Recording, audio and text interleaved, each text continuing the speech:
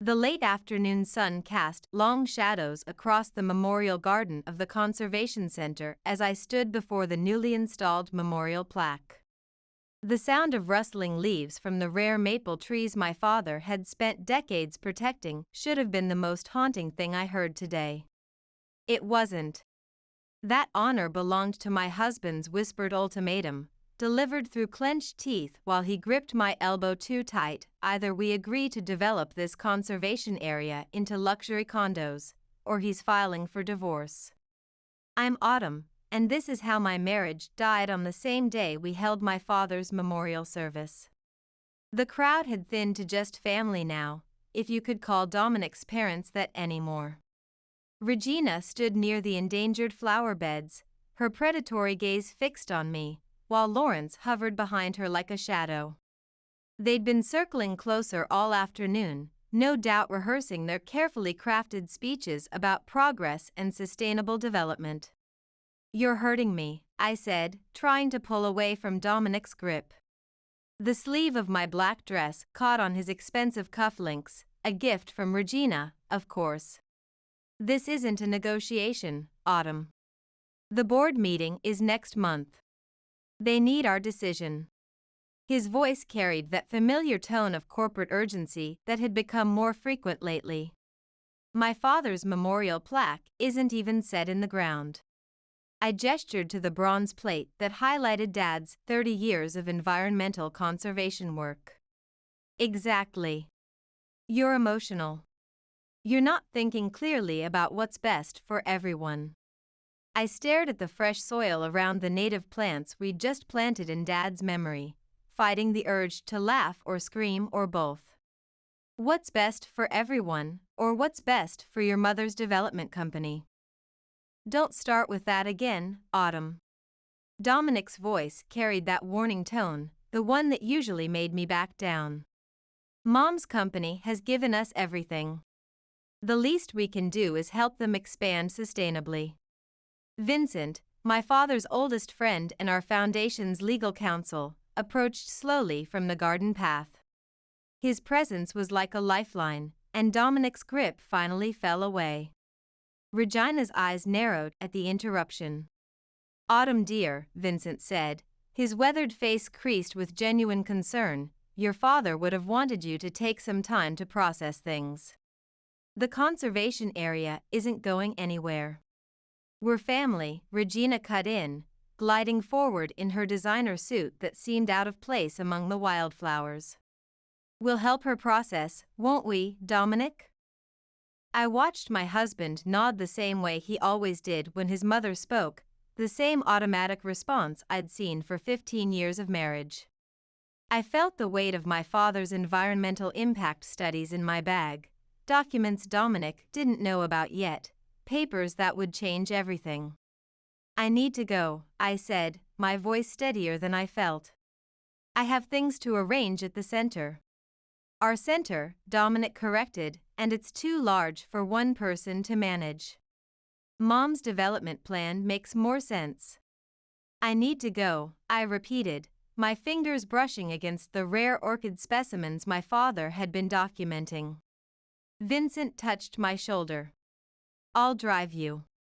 "She's fine," Dominic snapped. "I'll take my wife home." "Actually," I said, catching the faint scent of the native flowers my father had spent his life protecting, "I'm not fine, and I'm not going anywhere with you right now." Regina gasped, perfectly timed for maximum dramatic effect. Her manicured hand clutched her designer blazer. "Dominic darling, you see how she's acting? This is exactly why she needs our guidance on the development project." I turned away, Vincent falling into step beside me. Behind us, I could hear Regina's voice rising, could practically see Dominic's face reddening with that specific shade of embarrassment his mother always managed to produce. "You can't just walk away from progress," Regina called after me, her voice carrying across the memorial garden. "This conservation center needs our expertise." But I could walk away.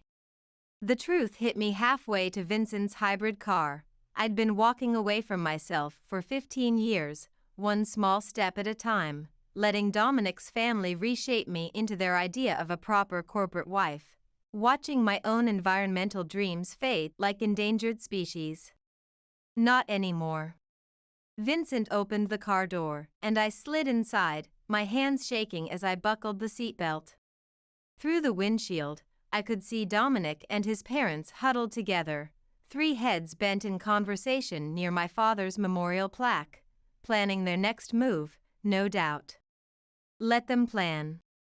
They didn't know about the recordings yet, or the falsified environmental impact reports, or the truth about what my father had discovered before he died. They had no idea what was coming. Vincent's car pulled up to the conservation center, my center now, just as the sun was setting. The old Victorian building's shadow stretched across the native plant garden like a warning. Dominic's Tesla already sat in the parking lot, a sleek reminder that I couldn't avoid what was coming. "You don't have to go in alone," Vincent said, his hands still gripping the steering wheel. "Actually, I do." I gathered my bag, feeling the weight of the environmental documents inside. "But thank you for everything." The front door opened before I reached it. Dominic stood there, suit jacket off, sleeves rolled up, like he was ready for another corporate takeover. Behind him, I could hear Regina's voice floating from our research library, probably already reorganizing my father's lifelong documentation of local ecosystems. "Nice of you to finally join us," Dominic said, stepping aside to let me pass. "Mom's reviewing the development proposals in my office, our office, Autumn, and she's trying to help." I moved past him. The familiar scent of Regina's expensive perfume overwhelmed the natural earthy smell of the center's indoor plants. She brought the same overwhelming presence to every major event in our married life. When Dominic made partner at the development firm, when they acquired their first wildlife reserve for sustainable development, and now here she was again, on the day we memorialized my father. "There you are." Regina's voice carried that artificial brightness she reserved for board meetings.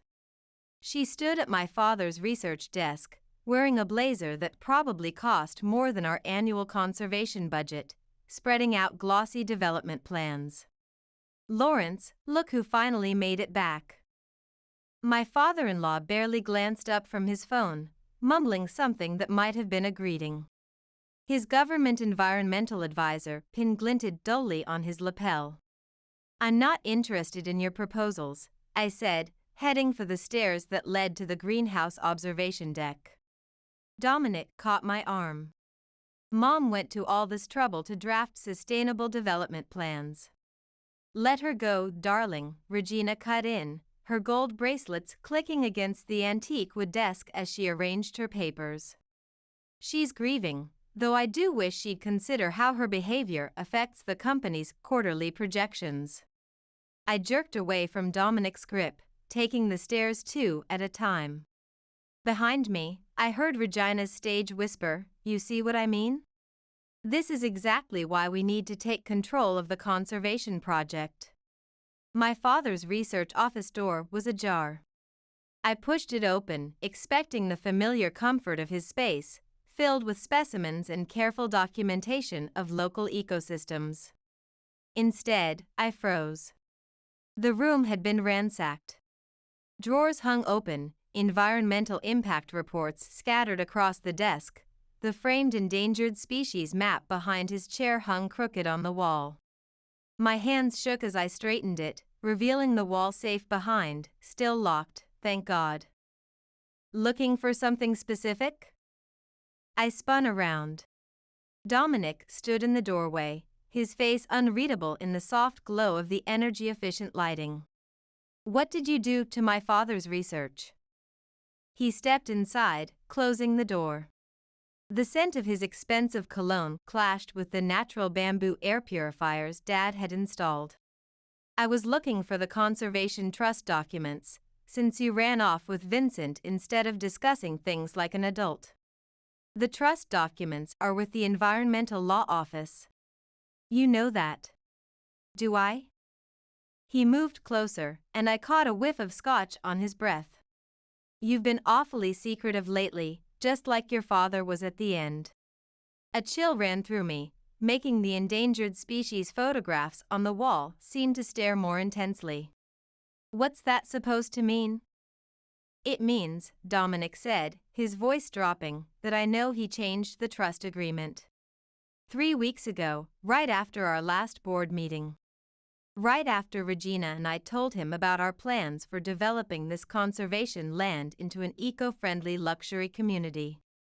The pieces clicked into place. The tension at that meeting, my father's sudden insistence on updating the Conservation Trust, the way Dominic and Regina had been hovering ever since, watching Dad like hawks. You were planning this before he even died. Planning what? To modernize this outdated facility?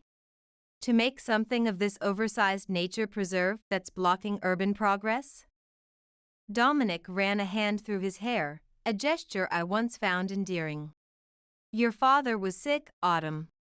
He wasn't thinking clearly about sustainable development. Footsteps creaked on the stairs, followed by Regina's voice. Everything progressing up there? Fine, Mom, Dominic called back, his eyes never leaving mine. Autumn's just having a moment about the development plans. I moved toward the door, but he blocked my path. The rare plant specimens in their carefully labeled containers seemed to witness our confrontation. We're not done here. Actually, I said, I think we are, on several levels. I felt the weight of Dad's real environmental impact studies in my bag, the ones that proved this land was crucial for endangered species protection. His laugh was ugly. You really want to do this? Fight me over some plants and dirt? Because I promise you, Autumn, you won't win against Regina's legal team. I thought of the recordings in my purse, the falsified environmental reports, the truth about what Dominic and his family had been planning all along. We'll see about that. I pushed past him into the hallway. Regina stood at the top of the stairs, concern painted perfectly across her face like her expensive makeup. The development team is ready for our meeting, dears. Why don't we all sit down and talk about this like a proper corporate family? Family. The word had never sounded more like a threat to endangered species. The development plans spread across Vincent's conference table might as well have been a death sentence for my father's conservation area. Architectural renderings showed luxury condominiums sprawling across the protected land, cutting through habitats my father had spent 30 years preserving. The date in the corner, 3 months ago, burned into my vision. Dominic had commissioned these drawings before Dad even got sick. Look at this signature here, and Regina's company logo. Vincent placed a steaming cup of fair trade coffee beside me. There's more. He slid a folder across the recycled wood table. Inside, I found emails between Dominic and various developers, all dated weeks before my father's death. The language was careful, coded, but the intent was clear. They'd been planning to transform the conservation center into a sustainable luxury community, complete with private nature views for Regina's penthouse suite. They were just waiting for him to die. Not exactly, Vincent said, pulling out another document. They were waiting for him to sign this. The paper trembled in my hands as I read a transfer of conservation rights, drafted but never signed.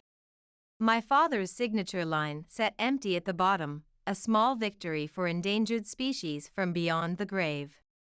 My phone buzzed. Another message from Dominic. I'd left the center last night after refusing to join their development planning meeting, and he'd been alternating between threats and pleading ever since. Something about thinking of our future and sustainable progress. You should read this one, Vincent said, holding up a final email. It's from Regina to the developers, dated 2 weeks before your father's death. The words blurred through tears of rage. Once we secure control of the Conservation Trust, we can proceed regardless of Autumn's objections. Dominic assures me she'll fall in line or face consequences. A key turned in Vincent's office door. I scrambled to gather the papers, but Vincent held up a hand. I invited someone. Lawrence stepped into the office, looking smaller somehow without Regina hovering nearby. His eyes fell on the development plans. "So, you found them," he said, his government environmental advisor pin conspicuously absent from his lapel. "Did you know?" I demanded. "The whole time? Did you know what they were planning to do to these protected species?" He sank into a chair, suddenly every bit his 62 years. "Regina said it was for the greater good, that we'd create a model of sustainable development, like a real eco-conscious family should. By destroying my father's life work? The habitats he protected?" My voice cracked with the same intensity I'd heard in Dad's voice whenever he spoke about endangered species. Lawrence's laugh was bitter. "Do you know what Regina called this place? The ecological obstacle."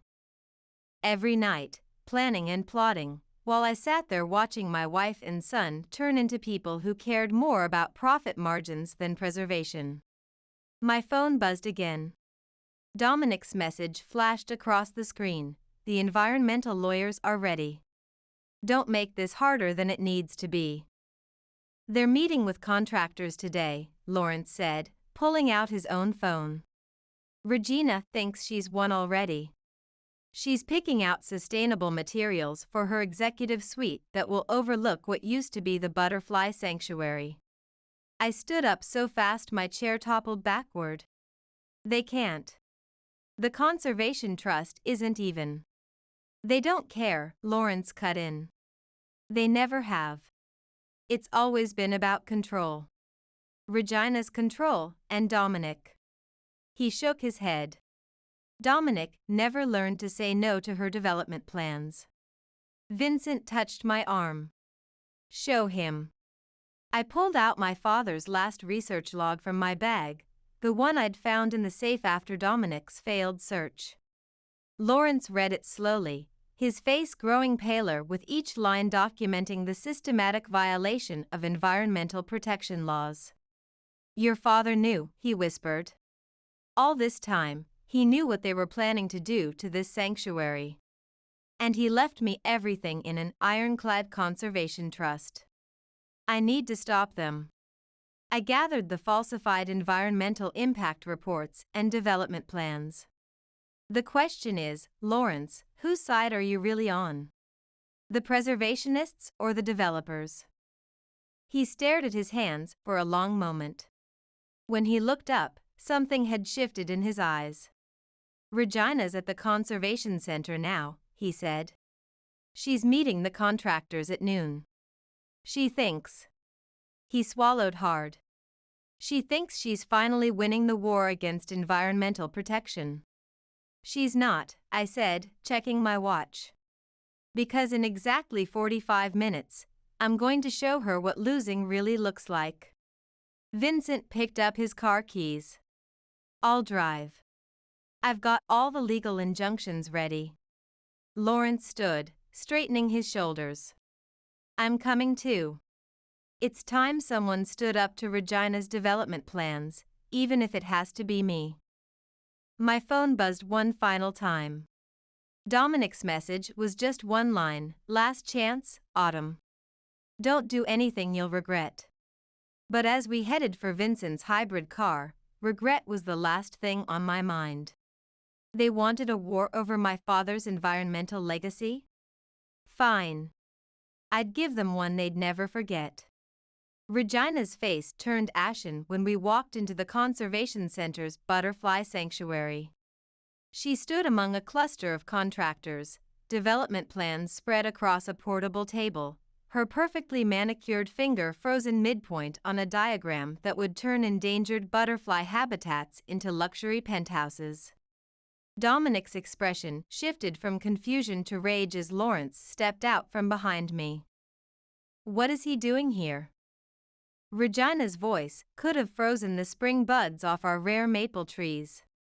"Telling the truth," for once," Lawrence said. "About what you're really planning to do to this protected land." The contractors shifted uncomfortably as I approached the table. One of them, older with kind eyes, glanced between the development plans and the fluttering endangered butterflies around us. "Ms. Davidson, I wasn't aware this was a contested conservation area." "It's not contested," Dominic cut in, moving to stand beside his mother. "My wife is just emotional right now. Her father's passing." "Her father's suspicious death, you mean?" Vincent's quiet words dropped like stones in the butterfly sanctuary. Regina's tablet clattered to the ground. Dominic went still. "What did you say?" His voice was dangerous, low. "I pulled out my father's last environmental report, along with the medical analyses we'd found hidden in his safe. Dad knew about the development plans. He also knew about the toxic sustainable building materials Regina had been planning to use, materials that would destroy these habitats. Convenient timing, wasn't it? His sudden decline, just when you needed him to sign over the conservation rights." "That's ridiculous," Regina snapped, but her hands were shaking, crumpling the edge of her development plans. "Lawrence, tell them how ridiculous this is." "I found the environmental impact reports in your briefcase, Regina, 3 days before he died. I told myself I was imagining things, that you wouldn't destroy protected habitats, that our son wouldn't." The contractors were already packing up, murmuring apologies and quick exits. The older one paused beside me, pressing his card into my hand. "Call us when this is sorted, Ms. Davidson." "Legally sorted. We don't participate in projects that threaten endangered species." Dominic grabbed my arm as I tried to follow them. "You're making a catastrophic mistake for everyone involved. The mistake was thinking you ever loved these endangered species more than your mother's profit margins." I jerked away from him, the nearby butterfly chrysalises bearing silent witness. "The Environmental Protection Agency is already reviewing the evidence. They're very interested in Regina's falsified impact reports and the timing of your development plans." "You wouldn't dare." Regina's perfect facade cracked like drought-parched earth. "After everything we've done for conservation." "Done for conservation?" The laugh that escaped me didn't sound like my own. "You mean like systematically undermining our protection efforts, criticizing every preservation decision we made, planning to destroy my father's life's work while he was still documenting new species?" "We were trying to help," Dominic insisted, but his eyes darted to the environmental reports in my hand. "Mom just wanted what was best for sustainable development." "Best for development?" Lawrence's voice rose. "Our son is facing possible environmental crime charges because you couldn't wait a few more months for legal permits? Because you had to control everything, every habitat, all the time?" Regina turned on him, teeth bared. "Don't you dare turn on me now. Everything I did for the future of this family's legacy." "No," I held up my phone, recording app running. "Everything you did for profit. And now everyone's going to know exactly what kind of conservationist you are." Dominic lunged for the phone, but Vincent stepped between us. In the distance, sirens wailed.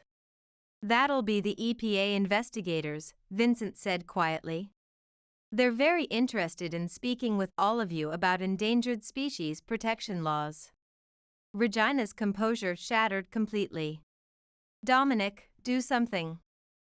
But Dominic just stood there, looking lost, like a developer who'd finally realized the true cost of his projects. For the first time, I saw him clearly, not as my husband or Regina's son, but as a hollow man who'd never had the courage to stand up for real environmental protection. "It's over," I said, watching EPA vehicles turn into the Conservation Center's driveway. "The sanctuary stays as it is, and you all get to explain to the federal investigators exactly why my father died 3 days before your development plans were set to begin. You'll regret this, Regina hissed, but her eyes were wild with fear as they darted between the approaching officers and the protected butterfly habitats she'd planned to destroy.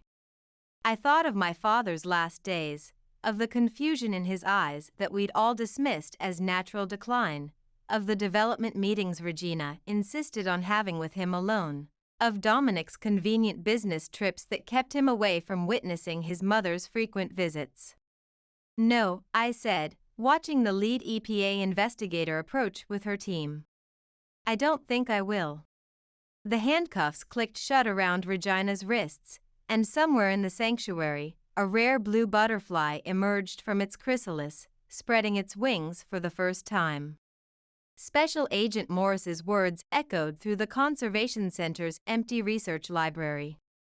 Regina made bail an hour ago. I gripped the edge of my father's research desk, knuckles white. Through the window, I could see Lawrence pacing the native plant garden, phone pressed to his ear.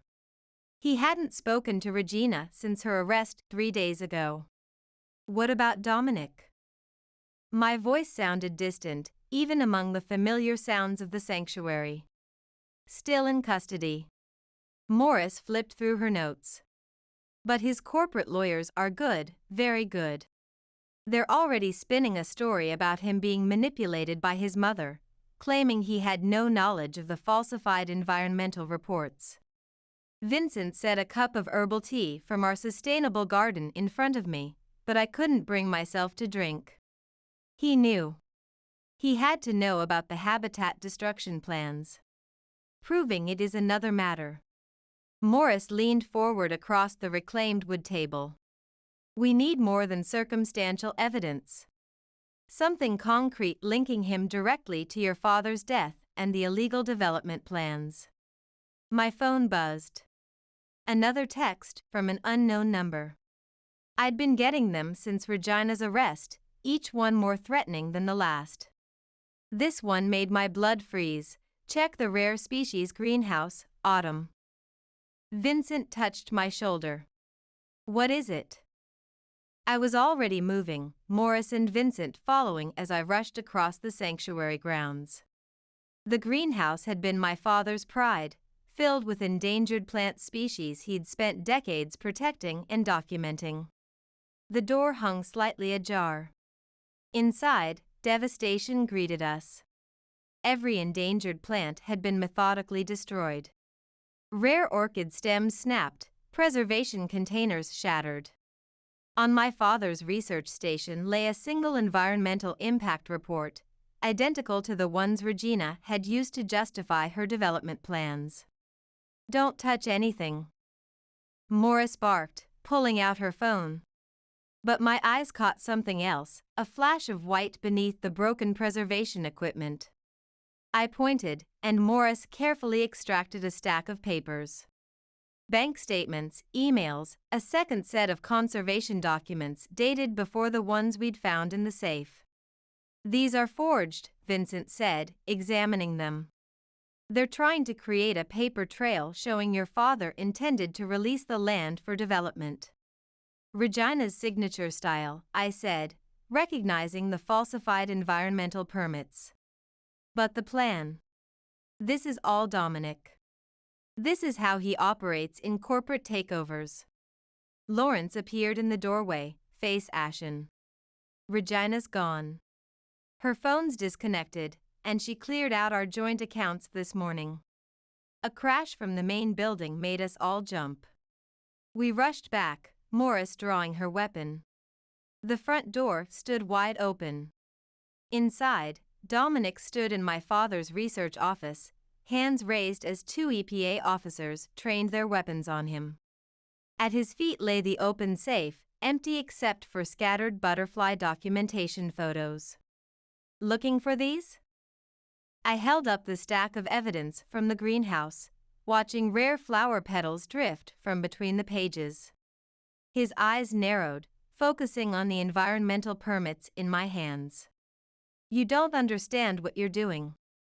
This development could revolutionize sustainable urban planning. I understand perfectly. You and Regina thought you could forge documents showing Dad wanted to develop the sanctuary, plant them in the greenhouse, make it look like he'd hidden them, then destroy the real evidence of endangered species. She's lying, Dominic said to Morris. Everything in that safe proved Autumn's been obstructing progress. My mother was trying to protect our company's legitimate interests. By killing my father and destroying his life's work? By doing what needed to be done. Dominic's corporate mask cracked. You never appreciated what we were trying to build. A legacy. A real sustainable future. Not this outdated shrine to endangered species your father insisted on preserving. Lawrence stepped forward, his voice shaking. Where is she, Dominic? Where did your mother go? Why? So you can betray her again? Dominic's laugh was as hollow as the promises in his development plans. You're as weak as Autumn's father was. At least Mom had the courage to take decisive action. My phone buzzed again, another unknown number, but this time with an image. Regina sitting in what looked like a private airport lounge, holding today's newspaper.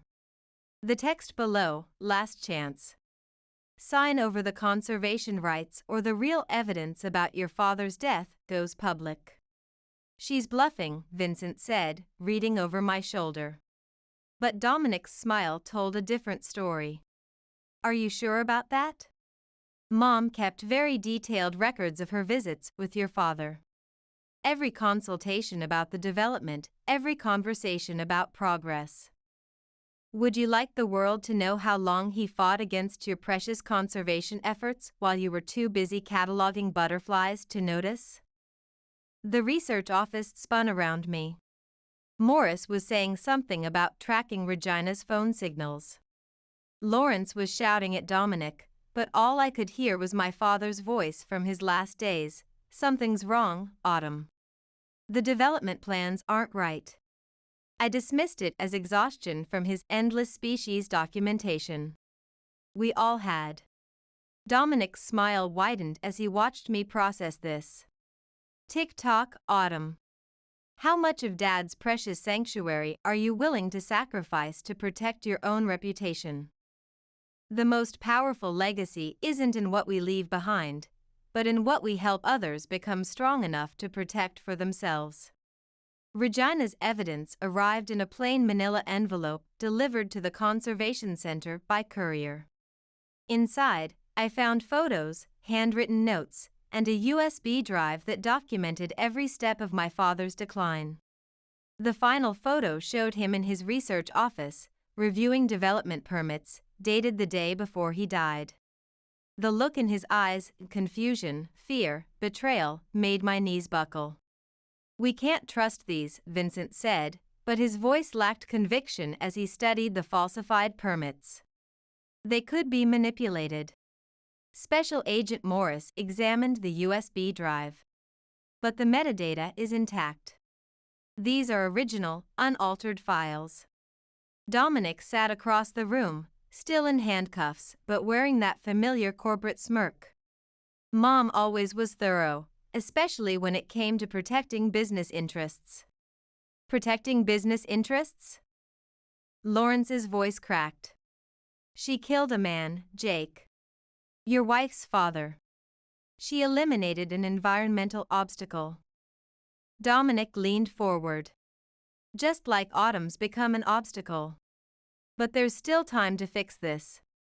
Sign over the conservation rights, and everything goes away. The evidence, the investigation, all of it. Morris's phone buzzed. She stepped away to take the call, then returned looking grim. Regina's been spotted boarding a private jet to a non-extradition country. We're trying to ground it, but... Too late, Dominic said. She's probably already in international airspace. Tick-tock, Autumn. Once she releases those files to the media, your father's legacy becomes an environmental scandal. Every newspaper, every environmental journal will run stories about the confused conservationist who died under suspicious circumstances while his daughter was too busy with her preservation projects to notice. My hands shook as I lifted another photo from the envelope, Dad in his butterfly sanctuary, looking lost among his beloved species. Regina's handwriting on the back, day 47. Increased pressure about development. Subject showing signs of severe resistance. Subject, I whispered. She documented his opposition to the development like a corporate takeover. She documented your negligence, Dominic corrected. The devoted mother-in-law who tried to warn you something was wrong, who stepped in to help modernize the sanctuary while you focused on your outdated conservation methods. The concerned businesswoman who noticed his decline but couldn't convince his stubborn daughter to consider progress. Vincent grabbed my arm as I lurched toward Dominic. He's baiting you. The development contracts are ready, Dominic continued. One signature, and this all disappears. Mom releases a statement about a misunderstanding, returns to help manage a sustainable development project. Your father's reputation stays intact. Everyone wins. Everyone except Dad, I said. And the countless species he protected. He's gone, Autumn, but you're not. Think about your future, about the scandal this will cause, about how the environmental community will look at you, wondering if you knew all along what was happening to him and his outdated preservation methods. Morris cleared her throat. The planes cleared U.S. airspace. We've notified Interpol, but nothing will stick, Dominic finished. Not without creating a media circus that destroys everything your father built. Is that what you want? To turn his conservation legacy into a true crime environmental scandal? I looked around the research office, at the carefully preserved specimens Dad loved, the detailed documentation of endangered species, the butterfly sanctuary visible through the window, everything he'd built, everything he'd protected, tainted by Regina's methodical documentation of her corporate takeover. Time's running out, Dominic said softly. Mom's given you 1 hour to decide. After that, the files go public. Every detail, every photo, every moment of his resistance to progress. Is your revenge worth destroying his memory? Lawrence stepped forward. There has to be another way to protect the sanctuary. There isn't. Dominic's smile was triumphant. Mom made sure of that. She always does. My phone buzzed. Another message from Regina, a video this time, showing Dad in his final days, confused and afraid, arguing against development plans while Regina's voice soothed him with promises of sustainable progress. I'll need to see the development contracts, I said quietly. Autumn, no. Vincent protested, but I was already reaching for the document Dominic's corporate lawyer had delivered, the conservation rights transfer agreement that would give them everything they wanted, everything they'd killed for. Smart girl, Dominic said. I knew you'd make the rational choice. I lifted the pen, feeling its weight like a nail in the coffin of endangered species. In the sanctuary, the last of Dad's protected butterflies danced in the sunlight, soon to be displaced by whatever luxury development Regina and Dominic planned to build. Just sign, Dominic urged. End this environmental nightmare. The pen hovered over the signature line as Regina's final text arrived, time's up. Choose wisely. The pen never touched the paper. Instead, I reached for my father's favorite research equipment, the high-resolution camera still sitting on his desk, the one Regina had handled during her final consultation. What are you doing? Dominic's smirk faltered. Something Dad taught me. I lifted the camera, examining its sophisticated lens. About butterfly migration patterns, about patience, about hidden surveillance of endangered species. Vincent stepped closer, realization dawning on his face. I caught his eye, saw him reach slowly for his phone. Enough games. Dominic snapped. Sign the development rights, or Mom releases everything. You mean like this? I turned the camera over, revealing the tiny backup drive embedded in its base. Dad wasn't as confused as you thought. He knew something was threatening his sanctuary, so he started documenting everything, recording everything. The color drained from Dominic's face. You're lying. The cameras were everywhere, in his research equipment, his field journals, even the endangered plant specimens Regina destroyed yesterday. I nodded to Morris, who was already typing on her phone. Every conversation, every meeting about development plans, every discussion about removing obstacles, all streaming to a secure environmental protection server. Impossible, Dominic whispered, but his eyes darted to the camera, then to his handcuffs. Your mother was thorough, Dominic, but Dad was more thorough.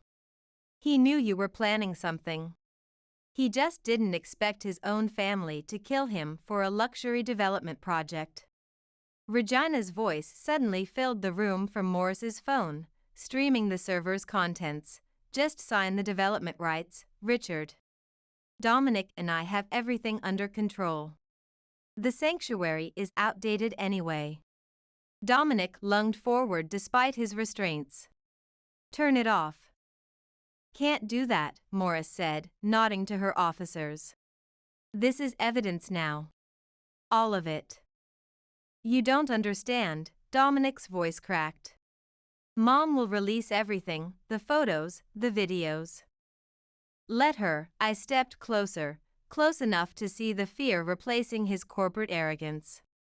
Let the world see what she documented, what you helped cover up. Every file she releases will match perfectly with Dad's recordings, except Dad's will show the whole truth about your planned destruction of protected habitats. Vincent's phone buzzed. Regina's plane just turned around. Interpol's orders. That's impossible, Dominic said. She has diplomatic immunity through Dad's Environmental Council position. Had, Lawrence cut in, holding up his own phone. I just spoke with the council board. Seems Regina's immunity was tied to my advisory position, the position I resigned from 10 minutes ago. Dominic slumped in his chair. Dad, you can't. Can't what? Stand by while your mother faces justice for environmental crimes, like I did when she orchestrated Richard's death? Lawrence's voice shook. I've done enough standing by. My phone lit up with a message from Regina, the last one she'd ever send me. You'll regret destroying our family's future. I typed back 3 words, watch the recordings. The officers led Dominic away as Morris played more of Dad's documentation. Regina's voice filled the room again, meticulously detailing her plans, while Dad's hidden cameras captured every moment, every confession, every calculated move toward destroying the sanctuary. The research equipment, Vincent said softly. He had cameras in the specimens she destroyed yesterday. She thought she was destroying evidence, I replied. She was actually preserving it. Every broken container released another memory card. Your father, Lawrence's voice cracked. He knew. He suspected. That's why he updated the Conservation Trust, why he left everything in an ironclad preservation agreement. I picked up the development contracts, tearing them slowly in half. He made sure Regina and Dominic could never touch the sanctuary, no matter what happened to him. Morris ended the playback. We'll need your testimony about the environmental crimes. You'll have it. Every detail. I looked around the research office, at the conservation center Regina had tried to destroy, at the environmental legacy she'd tried to bulldoze. Let her release her evidence. Let everyone see exactly what kind of developer she is. Vincent touched my shoulder. Richard would be proud. No, I said, watching Dominic's police escort disappear down the driveway. He'd be heartbroken. But he'd understand. In the sanctuary, through the research office window, I could see the surviving butterflies dancing in the afternoon light, Dad's final witnesses, keeping their secrets safe until the moment of truth, just like he taught me. The verdict came down like thunder in the quiet courtroom. Regina's face remained stone still as the judge read her sentence for environmental crimes, but her hands trembled, rattling her handcuffs. Dominic wouldn't look at me, wouldn't look at anyone. His earlier corporate confidence dissolved into something smaller, more fragile. Lawrence sat beside me, shoulders bowed but steady. He testified against them both, his quiet voice carrying more weight than Regina's practiced protestations or Dominic's rehearsed excuses. Outside, reporters waited with their questions about justice and conservation, about healing and moving forward. They didn't understand. Some sanctuaries don't need to heal. They just need to be protected. Back at the conservation center, I found Vincent in the butterfly sanctuary, carefully documenting new chrysalises. New life had emerged from the destruction, tiny wings preparing to spread for the first time. "Your father's last research notes," Vincent said, holding out a weathered envelope. "He asked me to wait until after the trial." The paper felt warm, alive somehow. Inside, I found a single page covered in Dad's familiar scientific handwriting. "My dearest Autumn, if you're reading this, then the worst has happened, and you've discovered the truth about Regina and Dominic. I'm sorry for the burden I've placed on you, for the choice I made in documenting everything instead of confronting them directly. But I knew they'd never stop, never be satisfied until they'd destroyed every last protected acre. The surveillance wasn't just about gathering evidence. It was about teaching you one last lesson, that conservation, like the butterflies we loved, requires patience, careful observation, and the courage to wait for the right moment to act. I've left you more than just the sanctuary. I've left you the strength I always saw in you, even when you couldn't see it yourself. The strength to stand alone, to face hard truths, to protect what matters most." In the butterfly sanctuary, behind the broken equipment and Regina's destruction, you'll find something I've been working on, a new species I discovered just months ago. I've named it Papilio autumnalis because, like you, it thrives not in spite of adversity but because of it. Study it, protect it, let it remind you that even in our darkest moments, nature finds a way. All my love, Dad. Vincent touched my shoulder. "There's something else you should see." He led me to the back of the sanctuary, where a single chrysalis hung hidden behind the recovering plants. Inside, a stunning blue and gold butterfly emerged, its wings as pure as truth, streaked with patterns of deep emerald like justice finally served.